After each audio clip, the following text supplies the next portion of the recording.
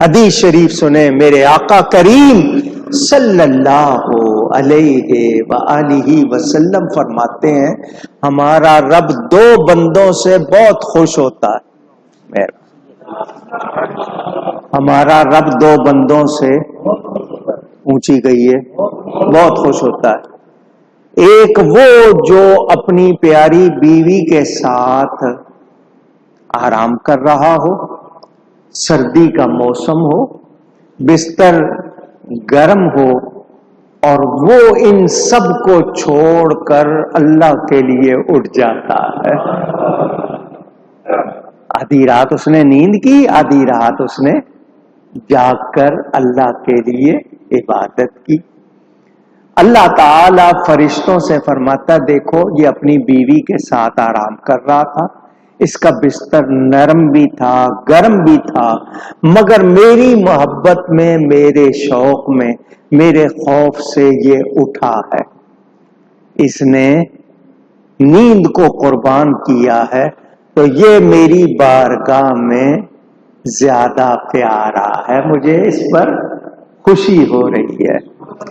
دوسرا وہ جو اپنے ساتھیوں کے ساتھ شکست کھا کر گھر واپس لوٹتا ہے، لیکن دل میں خیال کرتا ہے گھر جا کر کیا کروں گا. میں جہاد پر گیا تھا، جہاد پر گیا کامیاب نہیں ہوا، واپس جا رہا ہوں تو گھر جا کر کیا کروں گا، کیوں نہ میں پھر پلٹوں اور کافروں سے لڑتے ہوئے اللہ کی راہ میں جان دے دوں. اللہ کی راہ میں وہ پلٹتا ہے اور اللہ کے دشمنوں سے لڑتا ہوا اپنی جان دے دیتا ہے. یہ دوسرا شخص جو اللہ کو بہت پیارا ہوتا. آپ نے شاید ایک بات سنی ہو، جب بندے جنت میں جائیں گے اللہ فرمائے گا خوش ہو، کہیں گے بڑے خوش ہیں، بڑی نعمتیں، شاندار نعمتیں، بڑے خوش ہیں. اللہ فرمائے گا واپس دنیا میں جانا چاہتے ہو؟ وہ سارے کہیں گے نو نو نو نو، یا اللہ دنیا کا نام بھی نہیں لینا، بالکل نہیں جانا، وہاں تو بڑی تکلیفیں مصیبتیں، ہم نے نہیں جانا. شہید کہے گا یا اللہ میں نے پھر جانا ہے. شہید کہے گا یا اللہ مجھے بھیج دے دنیا میں. اللہ فرمائے گا کیوں، میری جنت میں تیرے لیے آرام نہیں ہے؟ وہ کہے گا بہت آرام ہے، بہت مزے ہیں، مگر جو مزہ تیری راہ میں سر کٹاتے گردن کٹاتے آیا تھا وہ جنت میں نہیں ہے. میں اس مزے کے لیے جانا چاہتا ہوں. تو جو لوگ نیند قربان کر کے جاگتے ہیں، اللہ کو یاد کرتے ہیں، جو اللہ کی راہ میں جان دیتے ہیں، وہ اللہ کے نزدیک بہت پیارے ہیں، اللہ ان پر بہت خوش ہوتا ہے. ایک اور حدیث سنا دو. میرے پیارے آقا کریم، سب درود شریف ضرور پڑھا کرو نبی کا نام آئے تو، صلی اللہ علیہ وآلہ وسلم فرماتے ہیں بہشت میں ایسے بالا خانے اوپر کی منزل کو بولتے ہیں، بالا خانے ہیں جن کا ظاہر و باطن برابر ہے. اونچے ہیں، اونچے محل ہیں، ظاہر اور باطن ان کا برابر. یہ اللہ نے کن لوگوں کے لیے تیار کیے ہیں؟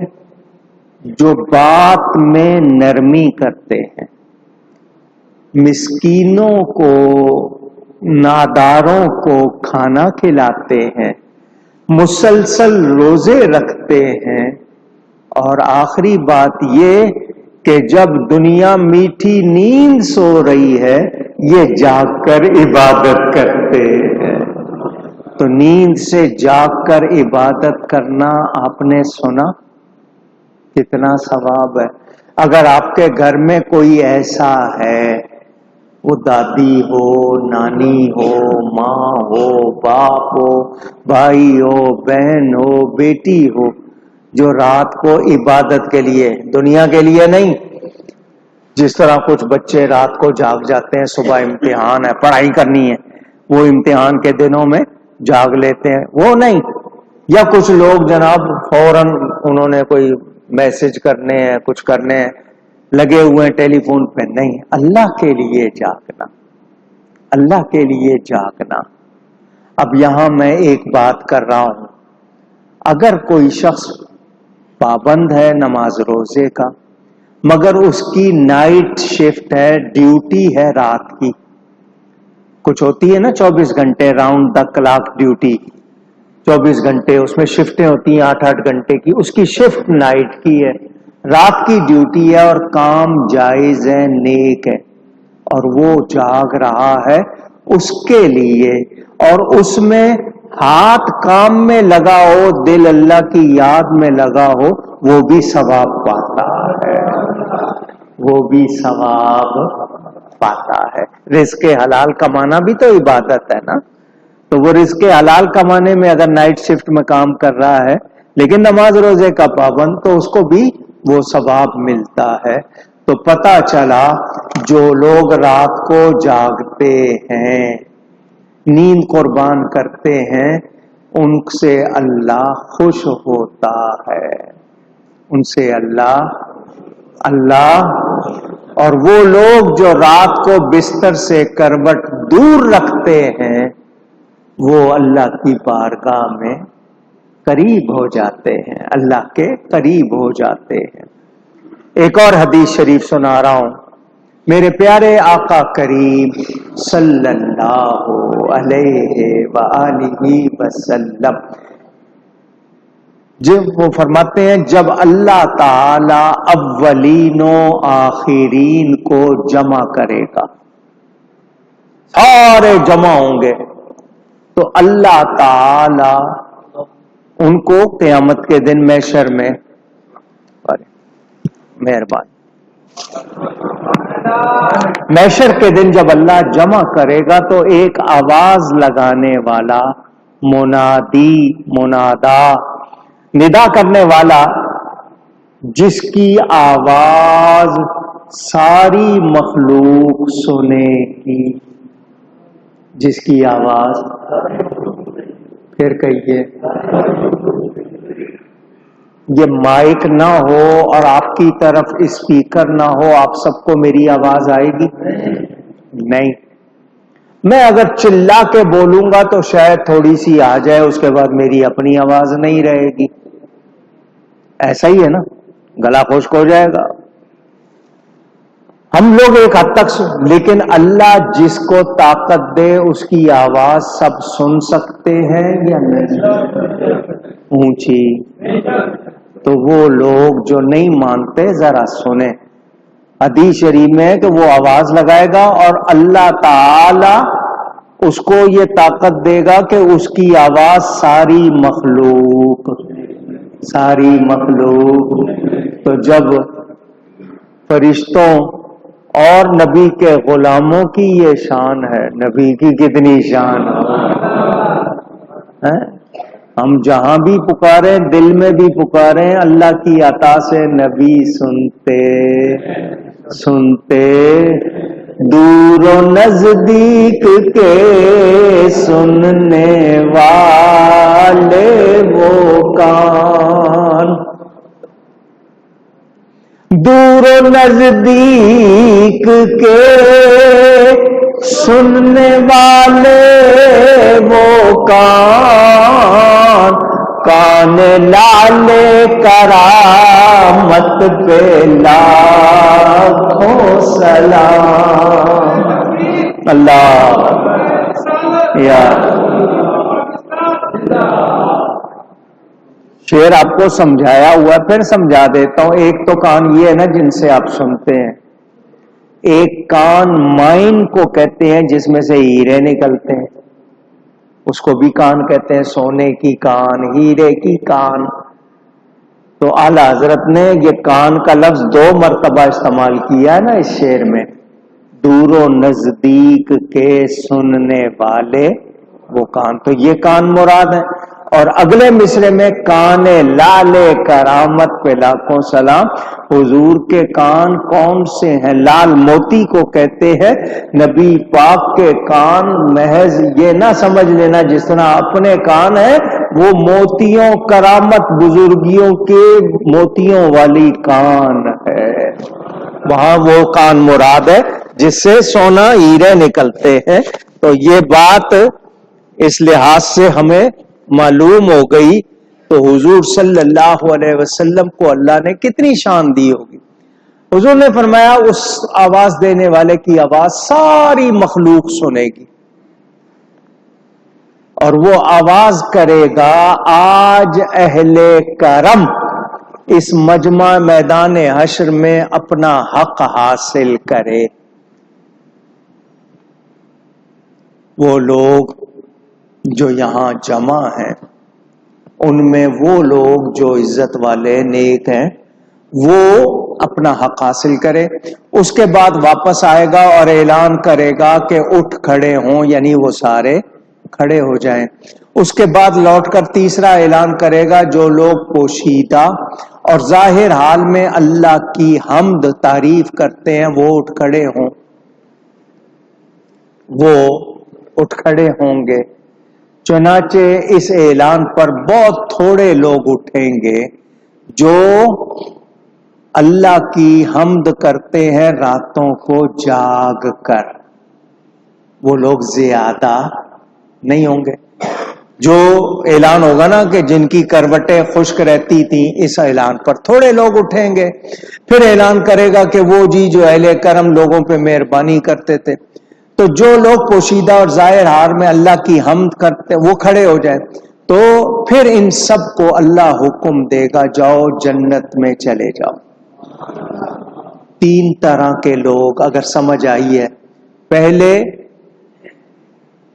اہل کرم مہربانی کرنے والے. دوسرے جس کی کروٹیں خشک رہتی تھیں بستر پر نہیں لگی رہتی تھیں راتوں کو جاگتے تھے. دو. تیسرے جو اللہ کی بہت زیادہ تعریف اور ہر وقت اللہ کا ذکر کرتے رہتے تھے وہ. تو یہ کتنی قسم کے ہو گئے؟ پہلی قسم پر کچھ زیادہ، دوسری پر اس سے کم، تیسری پر اس سے کم. یہ کھڑے ہوں گے تو ان کو کہا جائے گا کہاں چلے جاؤ؟ جنت میں چلے جاؤ. پھر باقی لوگوں کا حساب ہوگا. تو پتہ چلا جو اللہ کے لیے جاگتے ہیں کل قیامت کے دن عزت پائیں گے. رات کا قیام، قیام کا مطلب جاگنا، کھڑے ہونا. رات کا قیام قسمت والوں کو نصیب ہوتا ہے.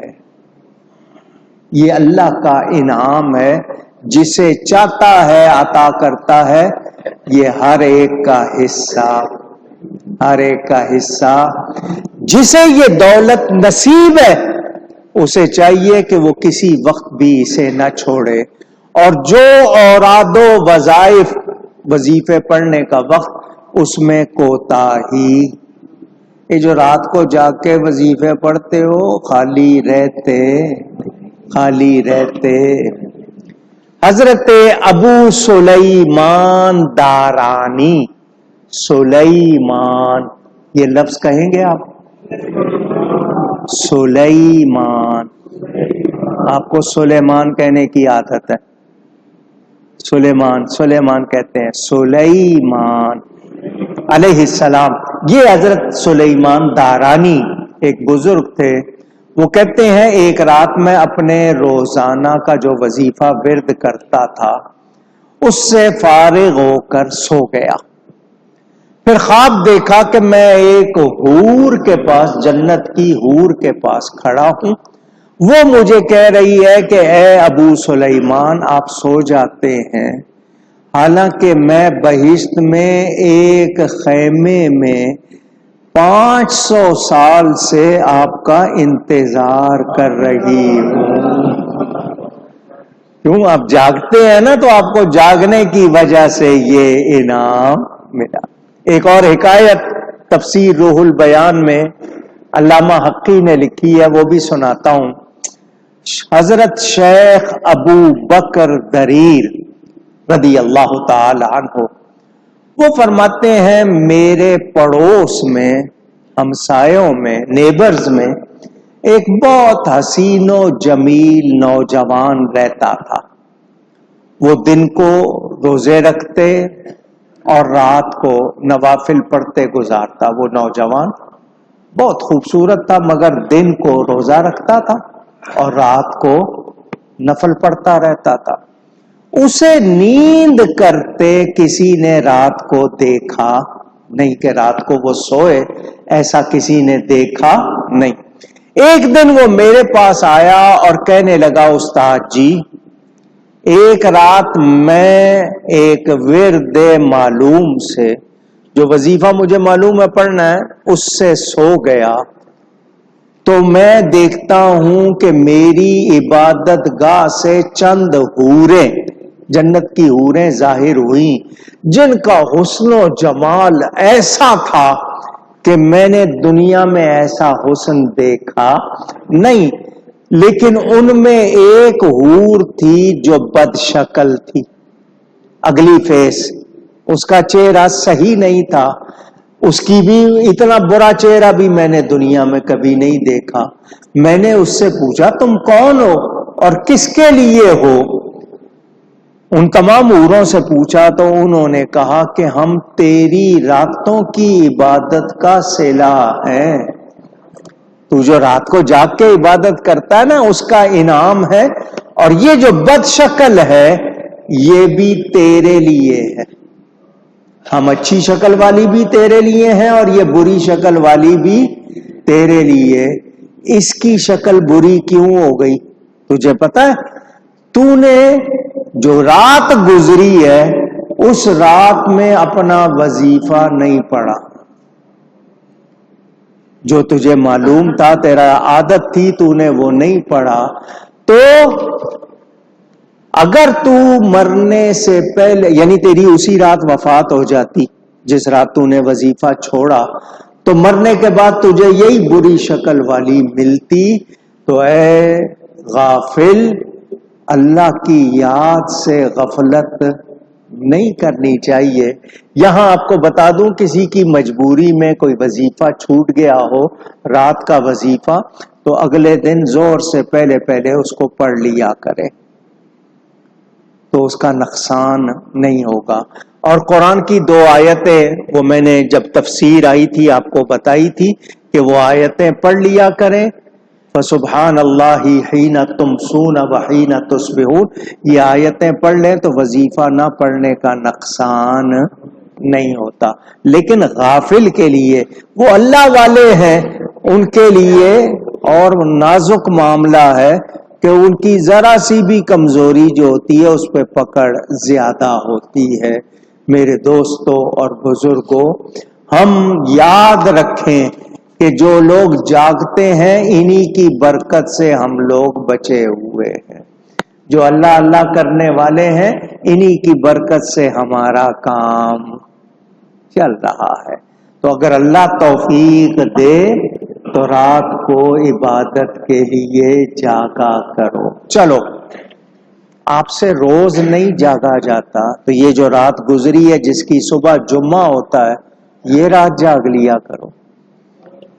جمعے رات کو سوئے اور جمعے کی صبح فجر سے گھنٹہ 1.5 گھنٹہ پہلے اٹھ جایا کرو۔ یہ بڑی مبارک رات ہے، بڑی مبارک رات ہے۔ اسی طرح پیر کی رات ہے، اتوار کا دن گزار کے پیر کی رات، اس میں جاگ لو، ہفتے میں 2 راتیں اٹھ کے تہجد پڑھ لیا کرو اگر روز نہیں کرتے ہو۔ اللہ توفیق دے۔ بہرحال میں نے کہا نا، یہ اللہ کا انعام ہے، ہر کسی کا حصہ نہیں ہے۔ میرے دوستوں اور بزرگوں، حضرت یحییٰ علیہ السلام کے پاس شیطان آیا۔ حضرت یحییٰ علیہ السلام نے اسے کہا، تو نے کبھی مجھ سے کوئی کام ایسا کروایا جس کو برا کہا جائے، برا عمل؟ اس نے کہا ہاں جی، 1 مرتبہ آپ سے ایسا کام ہوا۔ یہ سمجھانے کے لیے ہے، نبی معصوم ہوتے ہیں، نبی کے لیے کبھی یہ تصور نہیں کرنا کہ شیطان کا زور ان پر چلے گا۔ یہ صرف سمجھانے کے لیے. اس نے کہا صرف ایک بار. ہو سکتا ہے یہ یحییٰ نام کے کوئی بزرگ ہوں، ان کے حوالے سے ہو، کیونکہ نبی پر شیطان کا زور تصور بھی نہیں کیا جائے گا. اس نے کہا جی ایک مرتبہ میرا آپ پر زور چلا. کیا ہوا کہ آپ کے ہاں کھانا پیش ہوا تو آپ نے ضرورت سے زیادہ کھا لیا، اس کی وجہ سے آپ رات کو اٹھ نہیں سکے. رات کو اٹھ نہیں سکے. اس کے بعد ان بزرگوں نے کہا آئندہ میں کبھی پیٹ بھر کے کھانا نہیں کھاؤں گا اور کوشش کروں گا کہ مجھے غفلت نہ ہو، غفلت نہ ہو، میری عبادت میں ناغا نہ ہو. کھانے کی بات آئی ہے تو میں آپ کو دو باتیں بتا دوں، آپ کی مرضی ہے. آپ لوگ ویسے 24 گھنٹے میں کتنی ٹائم کھاتے ہو؟ زیادہ آوازیں 3 کی ہیں، کوئی زیادہ کھائے تو میں کوئی فتویٰ نہیں لگاؤں گا. ڈرو نہیں کہ میں کوئی آپ کو روکنے والا ہوں. آپ 3 کی بجائے 6 ٹائم کھاؤ، مجھے کوئی اعتراض نہیں. میں نے جو بات بتانی ہے، صبح اٹھ کر ناشتہ اور رات کا کھانا، جس کو آپ عشائیہ رات کا کھانا یا ڈنر کہتے ہیں. صبح کا ناشتہ بریک فاسٹ اور رات کا کھانا، کتنے کھانے میں نے بتائے؟ یہ دونوں اچھے ہونے چاہیے. یہ دونوں اچھے ہونے سے مراد مقدار، کوانٹٹی، یعنی صبح اٹھ کے ناشتہ بھی تگڑا ہو اور رات کا کھانا بھی تگڑا ہو. کیوں؟ سوال آئے گا کیوں؟ دوپہر کے کھانے میں آپ ہلکا سا کچھ کھا لیں، لائٹ فوڈ جس کو کہتے ہیں، تھوڑا سا لے لیں. باقی صبح اور شام لوگوں کا یہی طریقہ تھا. پنجاب کے، چونکہ میرا بچپن وہاں گزرا ہے، صبح فجر میں اٹھتے تھے، فجر کے بعد مسجد سے نماز پڑھ کے آ کر پراٹھا اور انڈے کا ناشتہ یا پراٹھا رات کے سالن کا ناشتہ کھاتے تھے اور فوراً دکان پہ کام پہ چلے جاتے تھے. مغرب کا وقت دکان بند کرتے، مغرب کی نماز پڑھ کے گھر آتے اور رات کا کھانا کھاتے. یہ طریقہ تھا. اب یہ طریقہ اونچی بریڈ جس کو ڈبل روٹی کہتے ہیں، یہ پرانے زمانے میں نہیں تھی، بیماروں کو کھلائی جاتی تھی. کبھی صحت مند لوگ یہ بریڈ وغیرہ نہیں کھاتے تھے. اب سب کا ناشتہ یہی ہو گیا. شیور کے انڈے، یہ جسو فارمی انڈے کہتے ہیں، اللہ بچائے اس سے، نیرا گند ہے، مگر ساری دنیا کھا رہی ہے. میں کیا کہوں، نیرا گند. اس کو بنتے ہوئے دیکھ لینا آپ، جس طرح بنتے ہیں اور کیا ہوتا ہے اس میں مٹیریل، فیس بک سے ہی پوچھ لینا. بہرحال صبح اور شام کا کھانا. کیوں کہ رات آپ کتنی دیر سو کے اٹھیں، عشاء کے بعد آپ سوئیں، فجر تک 6-7 گھنٹے سوئے نا، پیٹ بالکل خالی ہے. اب آپ نے آگے سارا دن کام کرنا ہے تو آپ کی آنتوں کو ضرورت ہے تو صبح کا ناشتہ اچھا ہو. پھر سارا دن آپ نے کام کرنا ہے، پھر رات کو آ کے کھانا ہے اور رات کو آ کے کھانا ہے، پھر سونا ہے، تو وہ کھانا بھی مقدار میں زیادہ. عشاء کا کھانا کھا کے 40 منٹ کے بعد، کتنے منٹ؟ کم از کم 40 قدم چلنا چاہیے. کھانے کے فوراً بعد نہیں، آدھا گھنٹہ یا 40 منٹ کے بعد. کیا کرتے تھے لوگ؟ مغرب کے بعد کھانا کھاتے تھے، عشاء کا وقت ہوتا تھا، مسجد کو چل کے جاتے تھے، آتے تھے، 40 قدم ہو جاتے تھے. نیند بھی اچھی آتی تھی، صحت بھی اچھی رہتی تھی. اب ہمارا یہ طریقہ نہیں. بہرحال اتنا کھا لے کہ غافل ہو جائے تو وہ بھی اچھا نہیں. وہ صرف نفل کے لیے نہیں اٹھے جو بھی بزرگ تھے. یہ واقعہ تفسیر روح البیان میں نے اس لیے تو نبی کے بارے میں پھر کہہ رہا ہوں کہ نبی پہ شیطان کا کوئی زور چلتا نہیں. میرے دوستوں اور بزرگوں، ہم یاد رکھیں کہ اللہ کی محبت میں جاگنا یہ کتنی بڑی نیکی ہے. اللہ ہم سب کو توفیق دے. اب صرف نیند مراد نہیں ہے، غفلت بھی مراد ہے. غفلت بھی مراد ہے تو اللہ ہمیں بیداری کی نعمت دے، یہ نہیں کہ ہم غافل ہو جائیں، اللہ کو بھول جائیں، ایسا نہ ہو۔ گفتگو میں مجھ سے کہیں کوئی غلطی ہوئی ہو، اللہ تعالی اس کے رسول صلی اللہ علیہ وسلم کی بارگاہ میں توبہ کرتا ہوں۔ یہ بیان ابھی جاری ہے، انشاءاللہ باقی حصہ آئندہ۔ وَمِمَّا رَزَقْنَاهُمْ يُنْفِقُونَ کا بیان بھی ہے، اس میں بھی بہت سی باتیں، اور یہ شب بیداری باقی آئندہ۔